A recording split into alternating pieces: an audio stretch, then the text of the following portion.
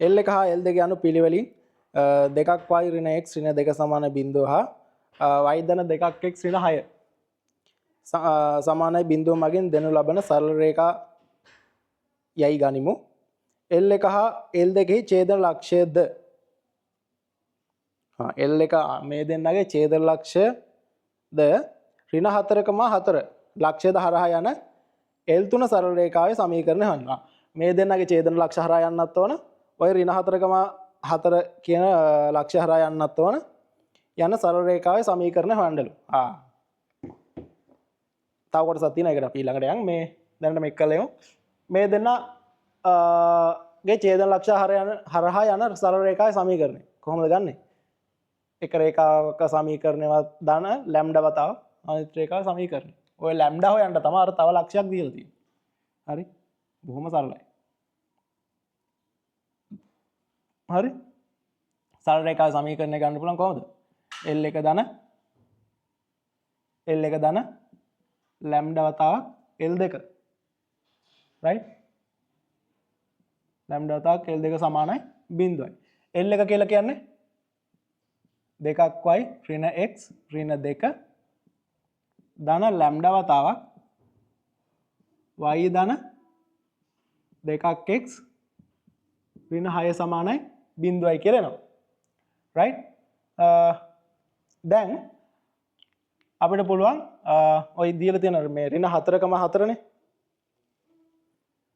x මේ lambda හොයන්න පුළුවන් අපිට ඍණ 4,4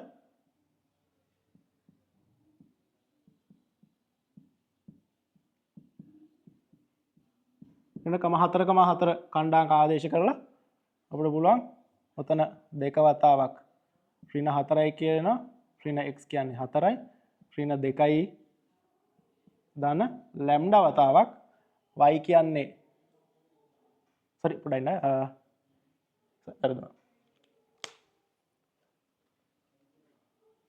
වැරදුනානේ හරි එතන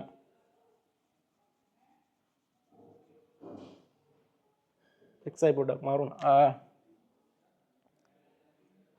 දෙකක් y කියන්නේ 4යි ඍණ x කියන්නේ ඍණ 4යි ඍණ 2යි කොහොම නෙන්නේ ධන ලැම්ඩා වතාවක් y කියන්නේ 4යි ධන දේවතාවක් ඍණ 4යි ඍණ 6යි සමානයි බිඳුව.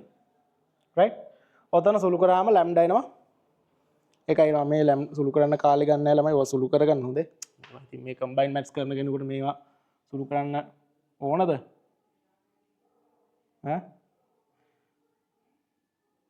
මෙතන 8යි ධන 4යි ඍණ 2යි ධන ඍණ ධන ලැම්ඩා වතාවක් 4 ඍණ 8 ඍණ 6 සමානයි බිඳුවයි. හරි? 8යි 4යි මෙතන 12යි 12න් දෙකක් 10යි මෙතන 8යි 6යි ඍණ 8යි මෙතන ඍණ 14යි ඍණ 14 4යි ඍණ 10යි මේක කෙලින්ම ඍණ 10ක් ලැම්ඩා වෙනවා. එතකොට මේක අර පැත්තට ගියාම ධන 10ක් ලැම්ඩා වෙනවා. මෙතන 10ක් වෙනවා ලැම්ඩා සමාන 1යි. හොඳයි. ලැම්ඩා 1යි කියලා එනවා. එහෙනම් මොකද කරන්න ඕනේ? දැන් අතන ආදේශ කරන්න. දෙකක් y ඍණ x ඍණ 2 ධන y ධන දෙකක් x ඍණ 6 සමානයි. ඉතින් ලැම්ඩාට එක ආදේශ කරගත්තාම ඔහොම එන්නේ.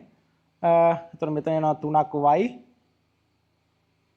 ධන x ඍණ 8 සමානයි බිඳුව. මේ තියෙන කවුද? L3.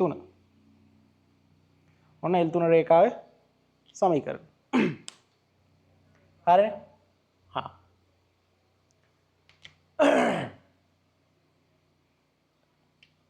L3 රේඛාවේ සමීකරණය හරි. දැන් තව මොකද්ද කතාවක් කියනවා. මොකද කියන්නේ බලන්න. කියනවා සයන්ලු තවද L3 යනු L1 හා L2 අතර කෝණයක සමච්ඡේදකයේ බවද පෙන්වන්න. හරි. L3 කියන්නේ L3 කියලා දැන් මේ අපි හොයපු එක මෙන්න මේ දෙන්නගේ මොකක් හරි කෝණයක සමච්ඡේදකයක් කියලා පෙන්වන්න. right? කොහොමද පෙන්වන්නේ? කෝණ දැන් රේඛා දෙක කෝණ සමච්ඡේදය කොහොමද හොයන්නේ? කෝණ සමච්ඡේදයේ සමීකරණය ගන්න. එක පැත්තක් ගමු 2y ඍණ x ඍණ 2 යට වර්ගමූලය ඇතුලේ 5 x වර්ගයේ x සංගුණික වර්ගය දාන y වර්ගයේ සංගුණික වර්ගමූලය දාන හෝ ඍණ y දාන 2ක් x ඍණ 6 යට මෙතනත් එන්නේ වර්ගමූල 5. හරිනේ 2 වර්ග 1යි 2 වර්ග 4යි 1 1 වර්ග 1යි 4 1යි 5 වර්ගමූල 5යි. රයිට් මේ පැත්තත් ඔමෙන්. හරිනේ. දැන් බලන්න ඔන්න ඕකනේ. ඔය තියෙන මොකද්ද? මෙන්න මේ L එක L2 රේඛා දෙකේ සමච්ඡේද කළ සමීකරණ ගන්න ඔන්න ඔහොම. හරි? එතකොට සමීකරණ දෙකක් එනවා. ධන සලකුවම එක සමීකරණයක් එනවා. ඍණ සලකුවම තව සමීකරණයක් එනවා. මම ධන සලකන්න. ධන සලකුවම මොකද වෙන්නේ? මූල පහට මූල පහ සුළු වෙලා යනවා. 2y ඍණ x ඍණ 2 සමානයි y ධන 2ක් x ඍණ 6යි කියලා එනවා.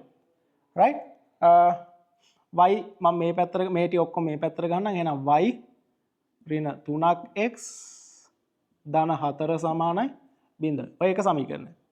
ඍණ සලකුවම මොකද වෙන්නේ? 2y ඍණ x ඍණ 2 සමානයි ඍණ y ඍණ 2ක් x ධන 6යි කියලා එනවා. මේ පැත්තට ගන්න 3ක් y ධන x ඍණ 8 සමානයි 0. කවුද මේ? මේ තියෙන්නේ L3. right? එහෙනම් මොකද වෙන්නේ? ලියන්න එම නිසා L3 යනු කියලා ඔය අහලා තියෙන එක ලියන්න. එම නිසා L3 යනු L1 හා L2 අතර කෝණ සමච්ඡේදක වේ කියලා ලියලා ඒක සම්පූර්ණ කරලා තියන්න. මේක ඩිරි දෙක නොගහ. එම නිසා L3 යනු L1 හා L2 අතර කෝණ සමච්ඡේදක වේ. කියලා ලියලා ඉරි දෙක ගහලා තියන්න. හරි? එහෙම ලිව්වම ඒ කියන්නේ පිළිවෙලයි තියෙන්නේ. මොකද ලකුණු කපන්න කිසිම හේතුවක් නැහැ. හරි කාටවත් බෑ මේ උත්තර අහලා තියෙන එකට නෙවෙයි උත්තරේ ලියලා දෙන්න කියලා ලකුණු කපන්න බෑ. මේක සම්පූර්ණයෙන් ලියලා ඉවර කරලා තිබ්බම ඔයාලටත් හොඳයි බලන මනුස්සයටත් හොඳයි. right? හරිනේ? 3ක් y ධන x ඍණ 8 කියන්නේ L3. හරි? ඒ කියන්නේ මේ දෙන්නගේ කෝණ සමච්ඡේදය දෙකක් තමයි කවුද? මෙන්න මේ L3 කියන එක නෑ. යා එන්නේ මේ ඍණ සලකලා ගත්තම තමයි එන්නේ. right? ඔච්චරයි. ලකුණු 25ක්.